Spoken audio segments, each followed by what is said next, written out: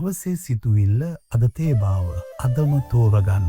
ජොෂුවගේ පොතේ 24 වෙනි පරිච්ඡේදයේ අපිට 15 වෙනි පදේ දිහා බලද්දී ඉතා වැදගත් දෙයක් ජොෂුවා ප්‍රකාශ කරනවා. ඔහුගේ කතාවේ වැදගත්ම වචනය මෙය බව අපට පේනවා. ඒ තමයි මනුෂ්‍යයන් මත නොරැඳුණු පුද්ගලයෙකුගේ ඍජු ජීවිත ප්‍රතිපත්තිය මේ තුලින් අපට දකින්න පුළුවන්. සමස්ත ඊශ්‍රායල් සෙනග දිහා බලලා කියනවා ඔබ කැමැති කෙනෙක්ව තෝරගෙන ගොස් සේවය කරන්න. හැබැයි මමද මගේ පවුලද ස්වාමින් වහන්සේට සේවය කරමු යයි කීවේය. සාමාන්‍යයෙන් මනුෂ්‍යයන් පුරුදු වෙලා ඉන්නේ පොදු මතය තමුන්ගේ මතය බවට පත් කරගන්න. බෞද්ධරයගේ අදහස තමුන්ගේ අදහස බවට පත් කරගන්න තමයි මිනිස්සු කැමති. සමහරු ජේසුස් වහන්සේව පිළිගන්නටත් මැලි වෙන්නේ විරුද්ධවාදීන් දෙස බලලා. කොච්චර මිනිස්සු විරුද්ධද?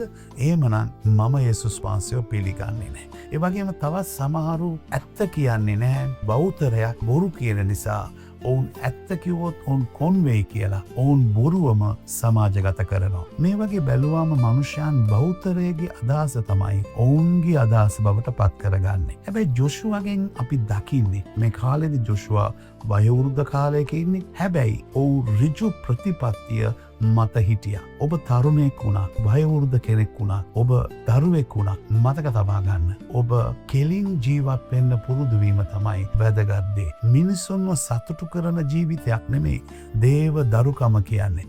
අරයව මෙයාව බොස්ව සෙක්‍රටරිව සතුටු කරන ජීවිතයක් නෙමෙයි අපිට තියෙන්නේ. අපිට තිබෙන්නේ විශ්වය මවා වදාළ තනන් වහන්සේව සතුටු කරන ජීවිතයක්.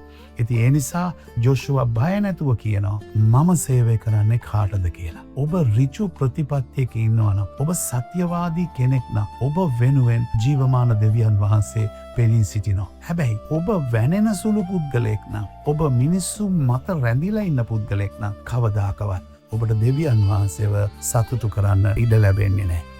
එනම් අපි යාඥා කරමු දෙවි ස්වාමිනී, අපි මනුෂ්‍යයන් සතුටු කරන්න නොව විශ්වය මවා වදාළ අති ප්‍රේමණීය ජේසුනි ඔබ වහන්සේව සතුටු කරන අය.